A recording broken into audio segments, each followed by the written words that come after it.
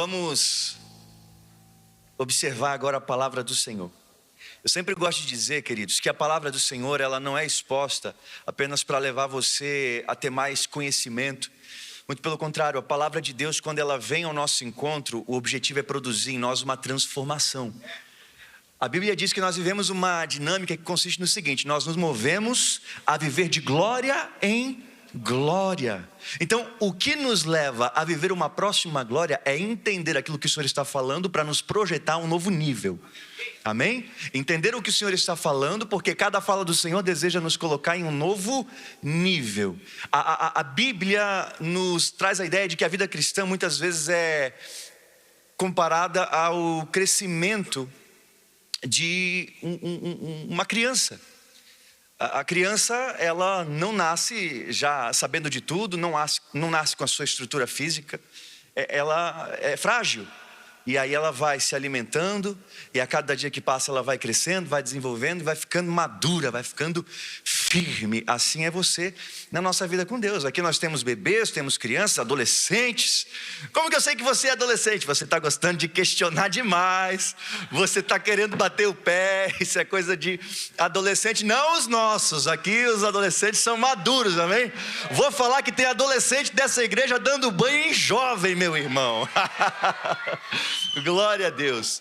Antes de começar a pregar, eu gostaria de saber quem está aqui com a gente pela primeira vez. Se é a sua primeira vez, faz um sinalzinho com a mão assim. Glória a Deus, que Deus abençoe, Deus abençoe, Deus abençoe, Deus abençoe. Que você possa se sentir em casa. O nome da nossa igreja é Família do Reino. Esse nome não é por um acaso, ele é intencional. Porque nós queremos ser para você a sua família igreja, um lugar de pertencimento para você e sua casa, em nome de Jesus. Amém, queridos? Glória a Deus, glória a Deus. Se alguém puder, do som, subir aqui só para sentir um pouquinho e dar uma mudada. Tá um pouquinho estranho aqui em cima. Não sei como é que tá aí embaixo, tá chegando bem? Dá para ouvir tranquilo? Amém, então só de repente um ajuste aqui. Muito obrigado, em nome de Jesus. Eu quero ler a palavra do Senhor com vocês em Provérbios 4, 23. Provérbios 4, 23.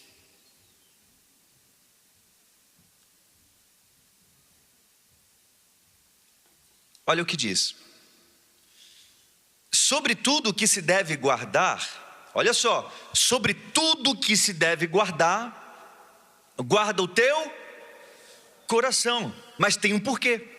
Porque dele procedem as fontes da vida. Feche seus olhos, levante sua mão direita. Pai querido, muito obrigado pela tua palavra. Nós reverenciamos a tua palavra. E nesse momento nós queremos abrir a nossa mente, coração e espírito, para que recebendo a tua palavra sejamos também transformados por ela. Que toda mente nesse lugar seja levada à cativa obediência de Cristo, em nome de Jesus. Amém e amém. Glória a Deus. Então nós temos aqui a palavra do Senhor nos dizendo o seguinte: sobre tudo que se deve guardar, você deve guardar muitas coisas, mas sobretudo, ou seja, com prioridade, com importância, guarda o teu coração, porque do teu coração procedem as saídas da vida. Eu vou parafrasear para você: de tudo que você deve guardar, guarda o teu coração, porque aquilo que está no seu coração, certamente você vai fazer. O que está no seu coração, você executa. A nossa vida, ela tem dois campos de atuação: a mente e o coração. As tentações, por exemplo, que nós vivemos, porque nós somos tentados, mas ao mesmo tempo que a Bíblia diz que as tentações, elas chegam, ela também garante que não existe tentação sobre-humana, ou seja, que o homem não tem a capacidade de suportar. Antes, com a tentação, Deus também dá o escape. Mas onde que ocorre essa tentação? Aqui, no campo imaginário, no campo do pensamento, no subconsciente. E enquanto está aqui, você não está consumando. Enquanto está aqui, você não está fazendo. Agora, a partir do momento que aquilo que veio como sugestão na sua mente desce para o coração, a Bíblia garante uma coisa: o que está no coração, você executa, porque do coração procedem as saídas da vida. Então, se o inimigo colocar uma mentira aqui na sua mente e você deixar descer para o seu coração, mais cedo ou mais tarde você vai contar aquela mentira. Se o inimigo colocar uma sugestão de traição aqui na sua mente, você deixar isso descer para o seu coração, mais cedo ou mais tarde você vai trair, você vai tornar real aquilo, porque o que está no coração você faz. Então, como cristão, você tem que ter aqui um filtro muito bem ajustado, a fim de que não desça para o seu coração aquilo que você não quer fazer. Amém? Só que o coração aqui é uma forma de falar sobre a alma. Porque, deixa eu te falar uma coisa, muita gente pensa, inclusive essa ainda é uma crença predominante no Brasil, que o homem é um espírito que possui uma alma e habita em um corpo. Mas isso foge da compreensão bíblica. Nós não somos um espírito que temos uma alma e habitamos em um corpo. Nós somos uma alma que temos um corpo espiritual e um corpo físico. Quando você vê Gênesis 2,7 que fala da formação do homem, lá está escrito assim, ó: e formou o Senhor Deus o homem do pó da terra, corpo, e soprou em suas narinas o fôlego de vida. E então o homem foi feito alma vivente. Então, o final de tudo é o homem feito em alma. O coração é uma representação da sua alma. A alma é quem você é. Sabe, os seus pensamentos, suas sensações, seus sentimentos, você tem tudo isso na sua alma. A sua alma decide, a sua alma pensa, você é a sua alma. Tanto é que a Bíblia diz assim: quando o homem morre, o corpo volta para a terra, porque ele veio do pó, é a sua origem, e o espírito volta para Deus. O que sobra aí? A alma. Você é a sua alma. Quando você vê lá, e soprou o fôlego, a palavra no hebraico é neshama, que fala sobre o Espírito de Deus. Deus soprou o Espírito dentro do corpo do homem, e o homem se tornou alma vivente. Então, quando a Bíblia diz guarda o teu coração, na verdade a Bíblia está querendo dizer guarda a tua alma. E aqui Deus vai falar com a gente hoje, porque eu vou falar sobre inteligência emocional, ou seja, inteligência na alma. Amém? Porque o Senhor deseja que sejamos não somente treinados no Espírito, irmão. Porque tem pessoas, acredite você ou não, tem pessoas que são bons em viver uma vida espiritual, no sentido de que oram, leem a palavra, eles congregam, participam de GC, ofertam. Então, as disciplinas espirituais são cumpridas com eficácia, com excelência. Mas estão dodóis na alma. Sabe por quê? Porque esse mesmo cara que ora bastante, ele é o ignorante, ele é um grosso. Essa mesma moça que ora bastante, ela é toda insegura, carente. Então você vê pessoas que estão funcionando numa esfera espiritual, mas deixando a desejar na alma, que é quem de fato nós somos. Por isso que você tem uma guerra constante, espírito e carne. Porque o objetivo é influenciar a alma, é influenciar quem você é. A carne quer influenciar você com as coisas desse mundo, quer deixar você virado num chapéu velho. Mas o Espírito, ele está querendo influenciar a sua alma a fim de que você seja parecido com Deus, envolvido com Deus, grudadinho com Deus. Amém, queridos? E tem uma história na Bíblia que eu não vou ler para a gente ganhar tempo, mas se você quiser anotar, né? Se você quiser anotar. Tá aí, se você quiser ler. E quando você observa lá em 1 Samuel 19, do 1 ao 18, tem a história de Elias. Você concorda comigo que Elias foi um baita de um homem de Deus? Você concorda comigo? Alô, crente, você está aqui comigo? Amém. E você concorda então que Elias foi um profeta robusto? O homem fez fugir os profetas de Baal. Cortou a cabeça deles. O homem fez em 17 segundos cair fogo do céu e pegar fogo no molhado. Isso é coisa de gente normal? Isso é coisa de homem que está pertinho de Deus. O homem era brabo, profeta.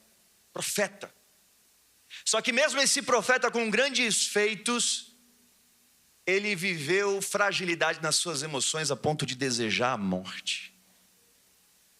Nem sempre grandes realizações aqui nesse âmbito externo sinalizam que a alma está bem, que a alma está com saúde. Porque o mesmo homem que fez cair fogo do céu pediu para morrer. Medo. Você vai ver que depois que ele executa os profetas de Baal, Jezabel fica sabendo, e aí Jezabel faz uma ameaça, dizendo que em menos de 24 horas, assim como ele fez com os profetas, ele também ficaria sem a cabeça dele. Ele ouviu essa ameaça e ele teve medo. E quando ele teme, ele foge. Aí começa a decadência e demonstração da deficiência na alma do Elias. Teve medo, fugiu, se isolou. Olha só, é uma progressão de atos. Tem medo, foge, se isola, pede a morte. Então, é um passo a passo que vai demonstrando a fragilidade na alma de um profeta poderoso. Aí você pensa que não, mas tem muita gente doente na alma, dentro da igreja. Sorrindo por fora, mas por dentro está chorando. Presente com o corpo, mas está vagando, está longe, está distante. E o Senhor quer tratar você, amém? O Senhor não quer apenas te visitar, assim como Ele fez com Elias. O Senhor não foi apenas falar com Elias, visitar Elias na caverna, mais que isso, Deus tirou Elias de lá. E talvez você esteja aqui em uma caverna emocional, essa é a verdade.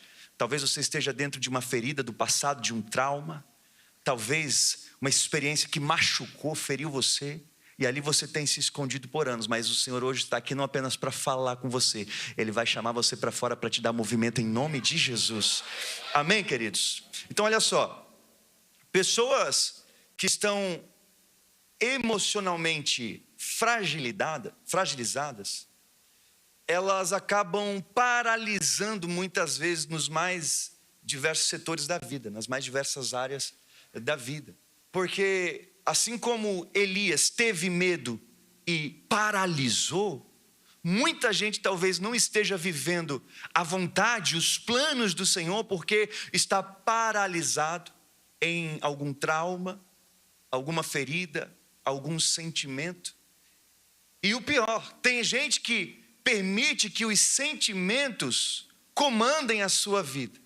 Então a pessoa não se envolve com naturalidade, ela se move com base na ferida que ela tem, ela se move com base na rejeição, ela se move com base na insegurança, ela se move com base na carência. Então ela não está lúcida, ela está sofrendo influências. E tem um problema muito grande nisso, tem muita gente que por conta de um sentimento do momento, está decidindo coisas que são permanentes. Eu costumo dizer que decisões decidem destinos. E tem gente decidindo não com uma alma saudável, mas está decidindo de acordo com aquilo que a dor está mandando. E aí vai ver, a vida está indo de ladeira abaixo. Porque ela não vive o que o Senhor fala, ela vive o que a ferida fala. Está comigo? O Senhor vai falar muito conosco. Abra o seu coração para receber de tudo aquilo que o céu tem a compartilhar em nome de Jesus. Amém? E nós precisamos entender o seguinte: todas as pessoas estão sujeitas a viver uma deficiência na alma. Porque por mais que você seja alguém que faça as coisas certas, por mais que você seja alguém que se esforça, nós como cristãos queremos vencer. A gente ouve pregações sobre vencer, ter vitória, conquistar, glorificar o Senhor com as nossas ações. Mas existe algo que pega muita gente, que talvez pegou você. A psicologia fala de um fenômeno chamado licença moral. Isso acontece da seguinte forma: você tem uma grande conquista aqui fora, você tem uma grande vitória, um grande êxito. Sem você perceber, você vai se sentir no direito de que, porque fez tudo certo, porque você venceu, porque você teve uma vitória, então agora você pode relaxar. E é nesse relaxamento do cristão que ele baixa a guarda e acaba levando soco do inferno. Porque enquanto está pelejando para vencer, ele está com a guarda alta, ele está vigilante, ele está observando. Mas venceu, pronto, baixou a guarda. Nessa hora que baixou a guarda, está vulnerável. Numa dinâmica de combate, de luta, irmão, um boxeador, por exemplo, aqui, ó, sempre guarda alta. Experimenta um boxeador fazer isso aqui, ó. O que vai acontecer com ele? Tchau, tchau, obrigado, vai ver estrelinha. E tem muito crente que está lutando, enquanto está lutando, ele está com a guarda levantada. Agora tem uns que receberam bênção do Senhor, tiveram vitória e relaxaram. E nessa de relaxar, você perdeu alguns princípios. Você perdeu alguns valores. Você deixou a sua alma ser contaminada porque relaxou. E a Bíblia diz o seguinte: vigiai e orai. Não é o contrário, não é orai e vigiai. É vigiai, orai. Vigiai. E tem gente que não está vigiando. Tem gente que está se levando por influências. Tem gente que está se levando por sucesso. Irmão, se Deus perceber que o sucesso está te cegando, ó, mais importante que o teu conforto é o teu caráter. Para o Senhor. Então não relaxa não. Venceu? De glória em glória. Guarda levantada, vai para o próximo combate, vai para a próxima vitória, mas mantendo o zelo do Senhor. Mantendo os princípios, mantendo a santidade, não baixa a guarda. Amém, queridos? Não decide nada em um tempo de erro. Não decida nada num tempo de turbulência. Decisões importantes da sua vida precisam de cuidado, lucidez, para você decidir certo.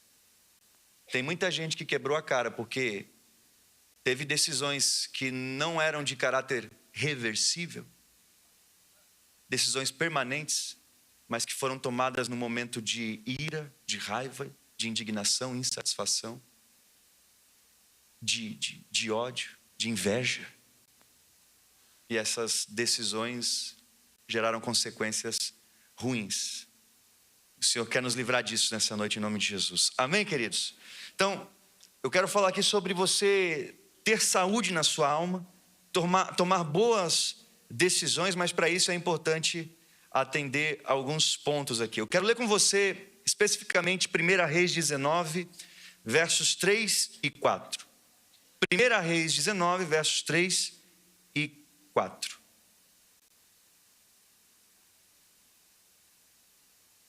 Diz assim: o que vendo ele, se levantou e para escapar com vida se foi. E chegando a Berseba, que é de Judá, deixou ali o seu servo. Ele, porém, foi ao deserto, caminho de um dia, e foi sentar-se debaixo de um zimbro. E pediu para si a morte. E disse: já basta, ó Senhor, toma agora a minha vida, pois não sou melhor do que meus pais. Primeiro ponto, se você puder anotar, inclusive se a gente puder escrever aqui, nem tudo o que você está sentindo nesse momento é direção de Deus para a sua vida. Você vai perceber aqui que o profeta Elias, diante de grandes feitos, por conta de uma fala de uma mulher. Deixa eu te falar uma coisa, quem é que tinha poder sobre a vida do profeta? Jezabel ou Deus?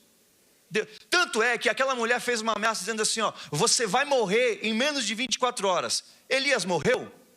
Porque quem manda na vida de Elias não era Jezabel, quem manda na vida de Elias é Deus. Da mesma forma, quem manda na sua vida é Deus. E às vezes o inimigo está te paralisando por conta de ameaças que você ouve, situações que você escuta de pessoas que estão ao seu redor, e isso está paralisando você.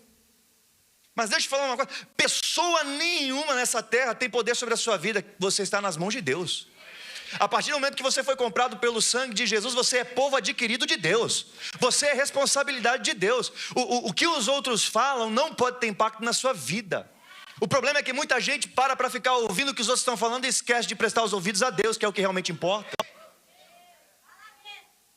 Tá dizendo que a voz do amigo tem mais sabedoria e mais importância do que a voz de Deus. E às vezes esse amigo não é aquele amigo que vai com você para a fornalha, ele é aquele que te joga no fogo. Tem amigo que não vai com você para a fornalha, mas tem amigo que te joga no fogo. E tem muita gente destruída porque está se associando de forma errada. A Bíblia diz, cuidado, porque as más conversações corrompem os bons costumes. Então tem muita gente aí prejudicando e manchando, ferindo a sua vida com Deus, porque está deixando de ouvir Deus para se associar com gente errada. Olha só, Elias começou com medo, do medo ele fugiu, depois de fugir ele se isola, e quando ele está lá isolado, longe de todo mundo, ouvindo só o medo dele, então ele pede a morte. Deixa eu falar uma coisa para você, não se isola não. Não se isola, porque o isolamento, ele vai provocar morte, ou sim. Seja uma morte espiritual. Eu sei que eu estou falando aqui de um assunto delicado, mas quem chega em um nível de atentar contra a própria vida, é porque não foi uma decisão que foi tomada no momento de clareza, de lucidez. Quem sabe estava nesse mesmo processo aqui de Elias, medo, fuga, isolamento. E quando você está isolado, a cabeça fica vazia. Lembra que a vovó dizia? Mente vazia, oficina do diabo. E aí vem as mais diversas sugestões. Isolamento é o lugar onde o inimigo leva as pessoas quando ele quer abater, seja na fé ou seja na própria vida. Não se isola, meu irmão. Você faz parte de um corpo. O membro, se ele sair do corpo, o que acontece? Se eu tirar esse... Não, esse não. Se eu tirar o braço. Se eu tirar o meu braço, e ele sair do meu corpo, o que vai acontecer? Quem morre? O corpo ou o membro? O membro, que está fora do corpo. Isolamento é pedir para morrer, irmão. Estou falando sério com você. Igreja não é lugar para você colocar máscara. A igreja ela é dois cenários. Ela é quartel-general para forjar soldados, guerreiros do Senhor, mas ela também é hospital para curar ferido. Igreja não é só au, não, irmão. Igreja é senão a gente fica só no au. E aí esquece, tem gente doente no nosso meio precisando de ajuda. Igreja é corpo do Senhor aqui nessa terra para estender a mão e ajudar. Amém? Então não passe por nada sozinho.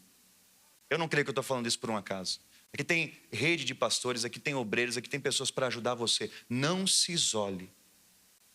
Se você estiver sendo carregado por isolamento, peça ajuda. Não foge, não corre. Amém, querido? Em nome de Jesus. Então, olha só. Uma emoção mal administrada, ela comanda comportamentos. Como no caso de Elias. Um profeta poderoso teve medo e esse medo ditou o comportamento dele. Olha só. Eu busquei entender quais são as ações mais comuns na prática de um cristão. E eu vou mostrar aqui algum tipo de sentimento, de comportamento que acaba prejudicando as pessoas. Primeiro ponto aqui que eu anotei, rejeição.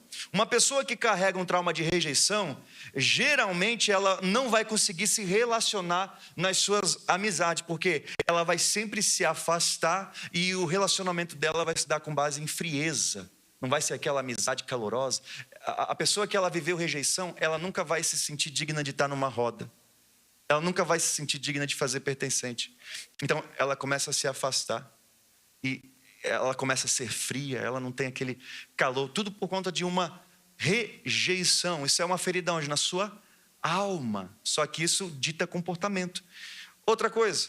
E eu não estou falando besteira, viu, irmão? Principalmente entre os jovens, nesse tempo moderno, onde os pais acham que é bonito dizer que só trabalha. Vou falar. Se o próprio Deus descansou, tu acha bonito dizer que trabalha 24/7? Dizer que não tem tempo para a família, não tem tempo para o filho?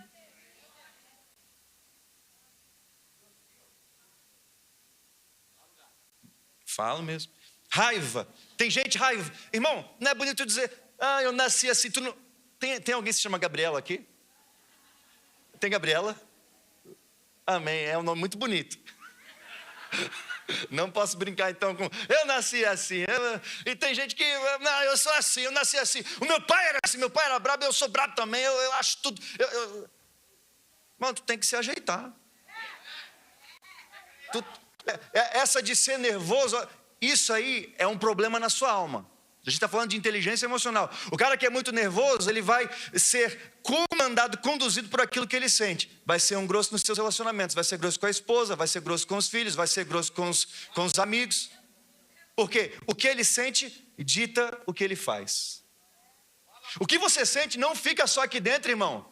Cuida do teu coração, ou seja, cuida da tua alma, porque o que está na tua alma, você vai fazer aqui fora. Se você está muito irritado aqui dentro, você vai projetar isso nos teus relacionamentos, vai ser um grosseiro. Ah, mas eu nasci assim, pastor.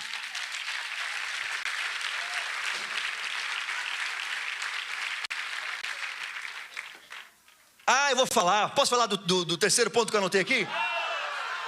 Carência também é uma ferida na alma, viu? Sabe o que a carência faz? Ela empurra as pessoas para vínculos errados, vínculos equivocados. Isso acontece muito com o pessoal da exousia. Vou falar.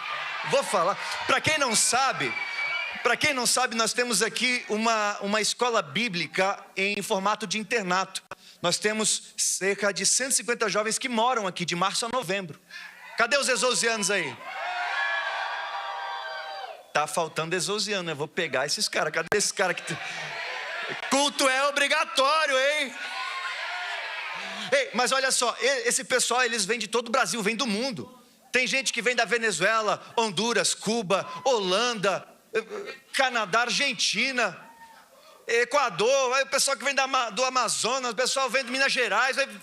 Ei, mas a maioria não morava sozinha, a maioria estava lá no aconchego do lar, com papai e com mamãe, com os irmãos, sendo abraçado, sendo cuidado, sendo amado. Aí ele sai, ele muda de país, muda de estado, vem parar aqui em Balneário Camboriú. Aí ele começa a sentir saudade de casa, coração fica quentinho, ô papai e mamãe, saudade. Aí começa a nascer ali uma carência. Aí ele quer suprir essa carência. Aí começa a se envolver, não porque está amando de verdade, só está carente, precisa de atenção.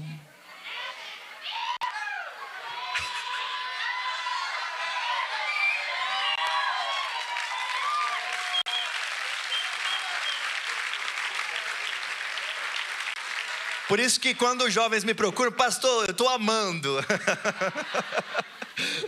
Eu digo, é? Espera 6 meses aí para ver se está amando mesmo ou se é só um momento. Porque decisões decidem destinos. Uma decisão que você toma na carência pode colocar uma corda no teu pescoço. Tem muita gente em relacionamentos tóxicos. Bem tóxicos. Sabe por quê? Entrou por carência. Não estava lúcido, não estava lúcida. Só queria amar.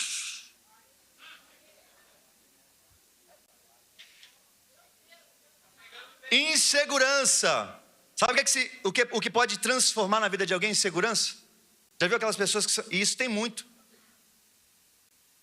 Por isso que a Bíblia diz, diga o fraco eu sou. Deus foi falar com Jeremias todo miudinho lá. Não, Senhor, eu sou só um menino. Deus repreende. Nunca faça isso no microfone. Pode estragar, ok? Deus repreendeu. Falou, não digas que você é um menino, porque sou eu que te levanto, que eu te mandar falar, tu vai falar? Então Deus não gosta de insegurança. A Bíblia diz que Deus não nos deu espírito de temor, irmão. Esse negócio de ficar... Pessoas inseguras, elas não conseguem se enxergar. Elas têm um óculos aqui que se chama engano, mentira, distorção. Então elas não conseguem se ver como realmente são. Elas ficam inseguras, se menosprezando, sempre se auto-sabotando. Não, eu não sou nada. Eu sou o menor da casa do meu pai. Eu sou simples. Só isso vai produzir nas pessoas, vai gerar. Uma pessoa muito insegura, ela começa a ver as outras que são arrojadas, que começa a gerar inveja, amargura.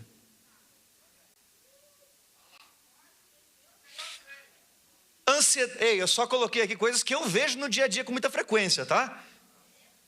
Ansiedade. Uma pessoa muito ansiosa, se ela não controla, se ela não cura isso na sua alma, ela vai viver tomando decisões precipitadas. Gente ansiosa, pastor, mas está tocando em temas sensíveis, eu sei. temas que a Bíblia fala. Eu sou pastor, se eu não pregar os temas bíblicos, eu vou pregar o quê? A Bíblia diz: lançai toda a vossa ansiedade, toda, não é alguma delas, toda a vossa ansiedade em Cristo. Ele tem cuidado de vós. Eu não estou pegando temas isolados aqui querendo dar uma de psicólogo, apesar que eu estudo muito. Porque Jeremias 3:23 diz que o projeto de Deus é dar pastores que apacentam com sabedoria e conhecimento. Sabedoria fala de Bíblia, conhecimento é inteligência. Então um pastor não fica só num campo teológico. Ok? Pastor ajuda. A Bíblia diz: lançai toda a vossa ansiedade diante dele, porque ele tem cuidado de vós. Está comigo? E se você ficar sendo muito ansioso, querendo tudo aqui, ó, tem que ser agora, tem que ser para já, tu perde oportunidades que são boas. Tem gente que compra carro porque viu um anúncio e não conseguiu se segurar. Na outra semana postam que estava melhor e mais barato. Aí se arrepende: poxa, financiei esse trem aqui agora, estava mais barato. Porque é do momento, não espera, é ansioso. Decisões decidem destinos. Tem decisões que você não reverte, você tem que arcar com as consequências. E a pior coisa que tem é tomar uma decisão importante num momento passageiro. Decisões permanentes numa emoção que passa. Deus está falando?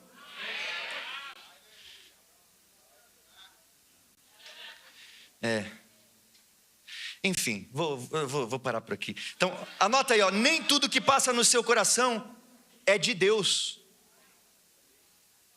Nem tudo que está aqui, ó, na sua alma tem que virar decisão na sua vida. Tem coisa que só quer te sabotar mesmo. Amém? Ponto 2. Deus não começa... isso aqui é forte, irmão. Agora ou tu me ama ou tu me odeia. Deus não começa tratando a missão, o propósito, a visão. Ele começa tratando o homem. 1 Reis 19, do 5 ao 8.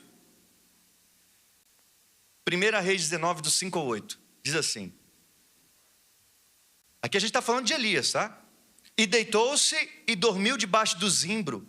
E eis que então um anjo o tocou e lhe disse: levanta-te, come. Levanta-te, come.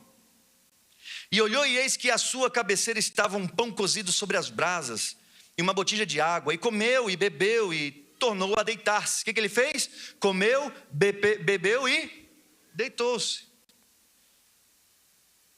Olha o 7. E o anjo do Senhor tornou segunda vez, e o tocou e disse: levanta-te e come, porque te será muito longo o caminho. Levantou-se, pois, e comeu e bebeu, e com a força daquela comida caminhou 40 dias e 40 noites até Horebe, no monte de Deus.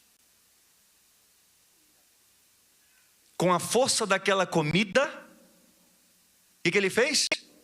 Caminhou 40. Não está dizendo com a força da unção, não está dizendo com a força da oração, está dizendo com a força daquela comida. Caminhou 40 dias e 40 noites. Posso falar? Quando Deus apareceu para falar com Elias, ele estava diante de um homem totalmente fragilizado na sua alma, com medo, querendo morrer, sintomas de depressão, depressivo. E Deus não chegou falando: por que você não está orando, Elias? Por que você não está cumprindo o propósito? Deus falou assim: come e bebe. Antes de tratar a visão, a missão, Deus tratou o organismo, o homem. Come e bebe, te alimenta, fica bem.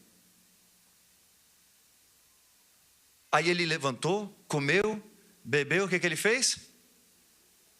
Soninho, irmão. Por isso que eu digo, irmão, estão querendo levantar uma moda que diz: não, que se você só presta, você é bom, se você trabalha sem parar, você está disponível o tempo todo. Não, você tem que... Irmão, eu estou o tempo todo disponível para Deus e para minha esposa. Para outras pessoas eu digo: não, amanhã. Espera. Sabe por quê? Porque não é bonito eu fazer coisa para querer alimentar o ego, dizer: olha o quanto eu sou bom, o quanto eu produzo, e negligenciar minha esposa em casa. Não é bonito isso. Chegar 3 horas da manhã, onde é que tu estava? Trabalhando. Deixando a esposa dormir sozinha. Eu não sou esse homem. Ok? Certo? Então, tem gente que... Não, irmão, aqui Deus está demonstrando uma clara preocupação com a sua saúde física. Come, bebe, descansa. Ei, tu não é robozinho do Elon Musk, irmão. Se tu não descansar, daqui a pouco tu vai fritar fiozinho. A Bíblia diz que trabalhar muito é cansaço, é enfado da carne. Não que, irmão, também não estou dizendo aqui que tem que ser vagabundo, porque o que não trabalha também não come, a Bíblia diz. Ok? Quem não trabalha é que não come, a Bíblia diz. Mas você tem que saber viver a sua vida. Tem gente que não sabe ter o equilíbrio. Não adianta você fazer aqui um negócio muito bem e negligenciar o mais importante. A Bíblia diz que aquele não cuida dos que são seus na sua casa. É mentiroso. E diz que ama a Deus, é mentiroso. Não consegue ter cuidado dos seus. Então, às vezes a gente está querendo trazer para o Evangelho, a gente está querendo performar diante de Deus. A gente está querendo, nossa Deus, olha como eu faço, olha como... Aí a saúde está indo de ladeira abaixo. Irmão, pelo menos 7 horinhas tu tem que dormir, irmão. É sério. Jó diz inclusive que Deus, na sua bondade, enquanto o homem dorme na madrugada, Deus desce e conta segredos ao seu ouvido. Aí você, mas Deus não fala comigo. Você não está dormindo? Deus abençoa os seus enquanto dorme. Ok, irmão? Então, às vezes a gente pensa, tem gente que inclusive quer performar porque quer ser ativista. Irmão, Deus não... Aquela música que a gente cantou aqui, ó, Maria escolheu boa parte, a palavra boa parte, parte ali, é a palavra ofício. É obra. Estar com Jesus, aos pés de Jesus, parar um pouco a loucura da vida para ficar com Jesus, é uma obra. É uma boa obra, boa parte, bom ofício, boa tarefa. É verdade. Aí você vê, Deus não chegou repreendendo, pedindo relatório, pedindo. Deus falou, ô Elias, come, bebe, descanse, porque tua jornada é longa. Vou falar. Você quer a unção de Deus? Quer unção? Quem quer a unção de Deus? Quem quer ser cheio do Espírito Santo? Quem quer orar e ver milagres acontecerem? Quem quer ter uma boca profética? Quem quer tocar no enfermo e ver ele ser curado? Sabe qual é o veículo da tua unção? Sabe qual é o veículo da unção que você está pedindo para Deus? Seu corpo. Deus decidiu colocar o peso do evangelho em pernas humanas.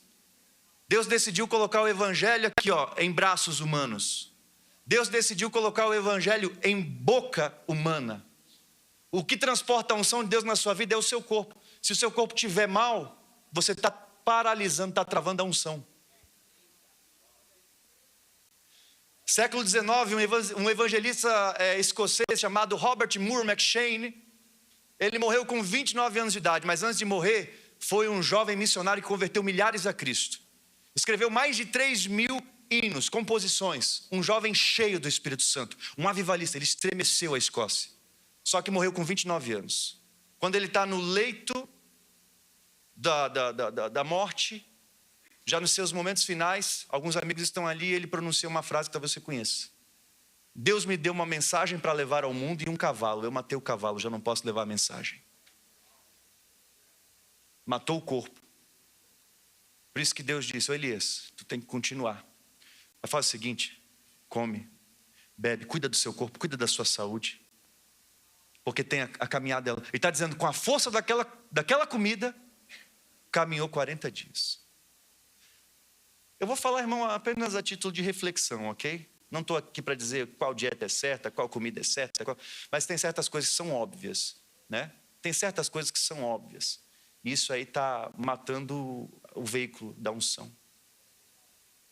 A comida que você come te dá força para caminhar ou está te paralisando, te deixando doente?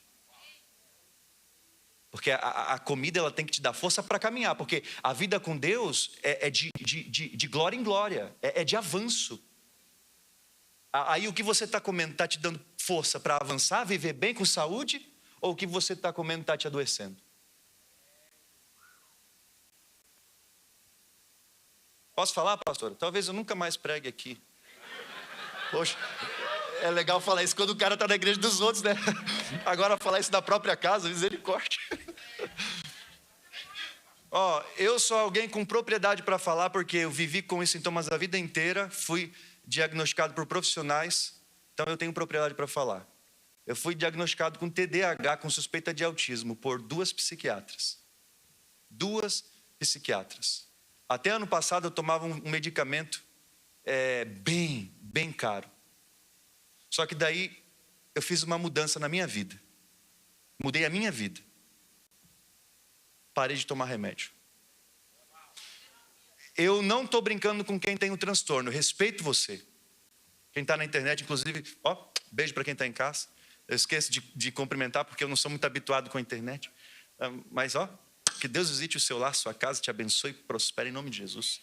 Se você está em casa, se você está aqui, eu não negligencio, não brinco, respeito. Só que você já percebeu que é a geração, é o momento da história onde mais pipoca esses transtornos psicológicos? Todo mundo hoje tem TDAH, todo mundo tem TDAH. Meu Deus do céu. Quem falou? O GPT. O chat GPT.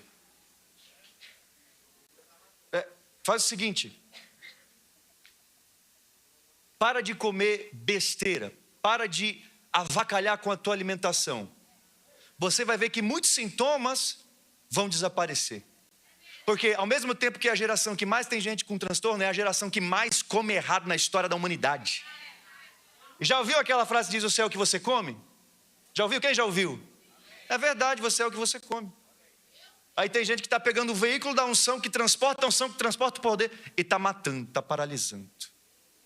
O que você come tem que te dar força para andar, não para te paralisar. Amém? Come, bebe e descansa. Foi Deus que falou. Glória a Deus. Amém.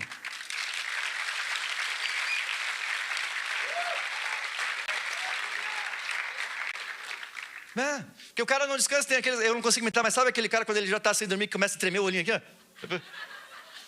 Tu acha que esse cara vai conseguir tomar decisão coerente na vida? Tu acha que esse cara que está ali não dorme, está só na base do café? O cara está igual aquele episódio do Tom e Jerry, que bota um palito assim para ficar com o olho aberto. Tu acha que esse cara vai conseguir tomar decisões saudáveis, irmão?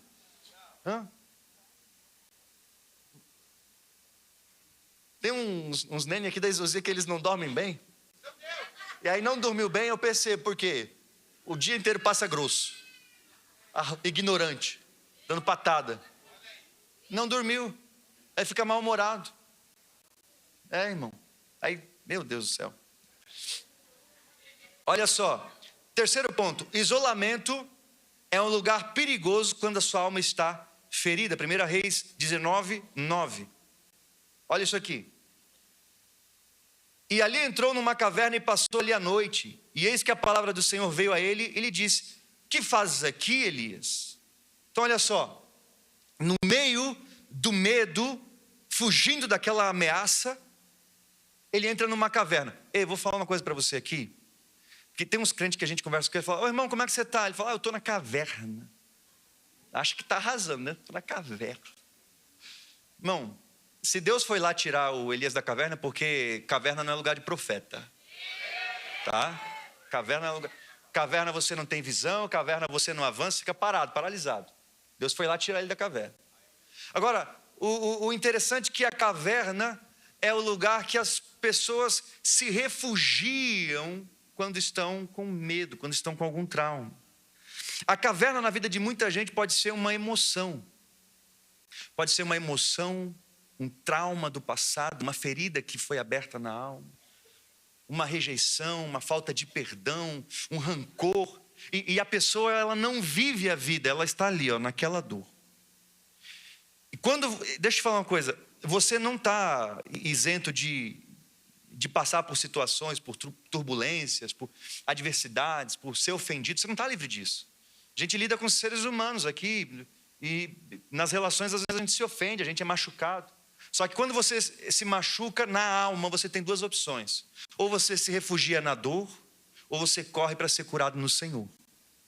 Só que tem muita gente que prefere se refugiar na dor, ela vai para a sua caverna, para o seu lugar de isolamento. E aí acontece que a Bíblia diz lá em Mateus 10, 24, 10. Mateus 24, 10, olha só. Diz o seguinte: nesse tempo, muitos serão escandalizados. Aqui é o mesmo que ofendido. Nesse tempo muitos serão ofendidos e trairão uns aos outros, e uns aos outros se odiarão. Veja que antes de vir o ódio, começa com a ofensa. Só que a ofensa não tratada, ela vira uma ferida na alma, que ganha proporções a ponto de odiar o irmão. Começou com uma ofensa. Quando você não dá solução, quando você se encolhe naquela caverna da ofensa, e você fica olhando para aquela ofensa, o seu mundo gira em torno aquele sujeito me paga. Quando você está odiando o irmão. Porque diante de uma ferida, ou você mora na ferida e faz aquela ferida crescer na sua vida, ou você corre para o Senhor para ser curado no Senhor. Ele é abrigo, ele traz cura. Só que muita gente se esconde nas próprias emoções e começa a guiar a vida se baseando nas próprias emoções, nos próprios traumas. E Deus não quer isso para você. Deus quer liberdade para você. Amém, querido? E aí, quando a pessoa está nesse momento de caverna, ela está isolada, ela está com medo. Aí ela fala igual Elias. Deus fala: ô Elias, o que tu estás fazendo aí? Aí o Elias diz: Senhor, estou zeloso com a tua presença. Já mataram a todos, só resta a mim, só tem eu. Aí Deus falou assim: Elias, não é só você, tem mais 7.000. A pessoa que está na caverna, ela não enxerga, é escuro. E ela não percebe que tem pessoas ao redor. Ela pensa que ela está sozinha, ela pensa que não tem mais ninguém, ela pensa que chegou o fim. Porque a caverna promove isso, irmão, não fica na caverna. Caverna não é lugar de crente. Caverna não é lugar para você. Quarto ponto. Deus não só escuta o que Elias diz, mas Deus também corrige a leitura que Elias faz da realidade. Olha só 1 Reis 19:10. E ele disse: tenho sido muito zeloso pelo Senhor, Deus dos exércitos, porque os filhos de Israel deixaram a tua aliança, derrubaram os teus altares e mataram os teus profetas à espada, e só eu fiquei, e buscam a minha vida. Quando você vai um pouquinho mais adiante, no versículo 18, você vai ver que Deus diz: também eu fiz ficar em Israel 7.000. Então, enquanto Elias está dizendo só eu fiquei, Deus está dizendo: não, tem mais pessoas com você. Muita gente está ouvindo a voz do medo, a voz da ferida, a voz da caverna, e essa voz diz que você está sozinho. Essa voz diz que acabou para você, que não tem solução. Mas quando você decide ouvir a voz de Deus, Deus fala: você não está sozinho. Tem gente com você, tem mais pessoas. Amém, irmão?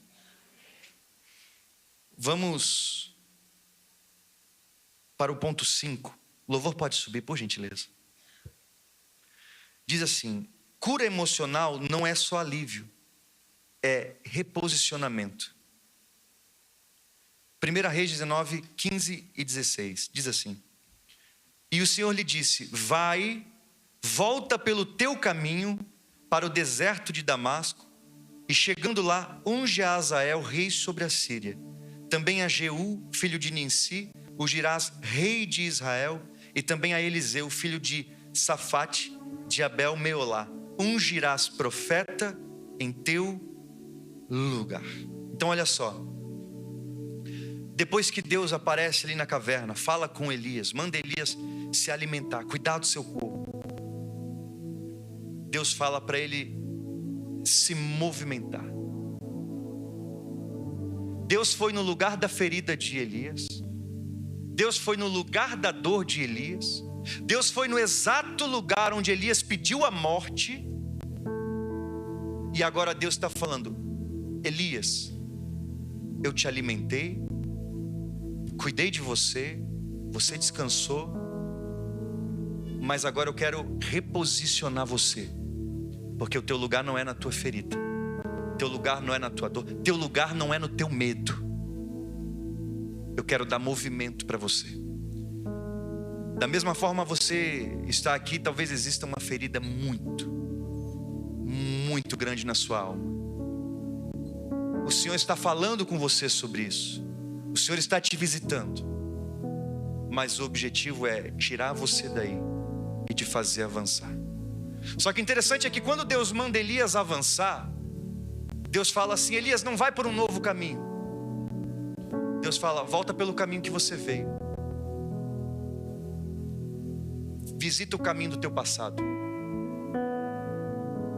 É como se Deus estivesse dizendo que talvez aqui nessa noite você tenha que voltar para certas experiências, caminhos do seu passado, caminhos que te fizeram chegar até aqui. Mas pastor, foram caminhos que trouxeram dor para mim. Pastor, foram caminhos que geraram feridas na minha alma. O Senhor está dizendo para você voltar por esse caminho. E não é para você se apegar na dor, é para você ressignificar elas, fazer que dessas feridas agora você consiga curar a outros. Que as experiências que te machucaram agora você liberte a outros. Um caminho que talvez não foi bom, mas o Senhor manda você voltar por esse caminho. Não para você ficar lá, mas para você corrigir aquilo que te fez mal, aquilo que te feriu, aquilo que te machucou. 6 e último: boas decisões nascem quando o coração para de ser governado pelo caos e volta a ser governado por Deus. Provérbios 3, versos 5 e 6.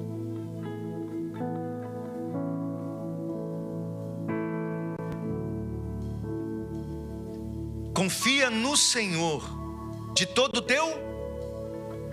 Lembra que coração é um símbolo que representa a alma. É o mesmo que confia no Senhor de toda a tua alma, de todo o teu interior, com tudo que há em você, e não te estribes no teu próprio entendimento.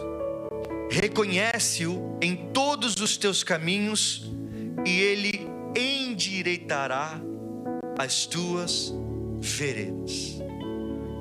O Senhor está dizendo assim, ó: confia no Senhor de todo o teu coração.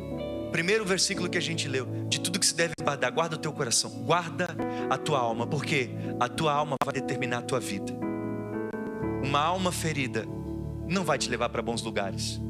Uma alma curada, uma alma saudável, vai te fazer ter boas decisões, boas escolhas, bons relacionamentos. Você vai ser um bom pai, um bom marido, você vai ser uma boa esposa, uma boa mãe, você vai ser um bom amigo, você vai ser um bom empresário. Porque o que está aqui na sua alma determina a sua vida aqui fora. Quando Deus quer curar, Deus não cura o fluxo, Deus vai na fonte. A fonte é a sua alma, o seu coração. O Senhor vai curar a fonte hoje. Porque se Ele cura a fonte, Ele ajusta o rio, Ele ajusta o fluxo. Vai fluir, vai acontecer. Se coloque de pé no seu lugar em nome de Jesus.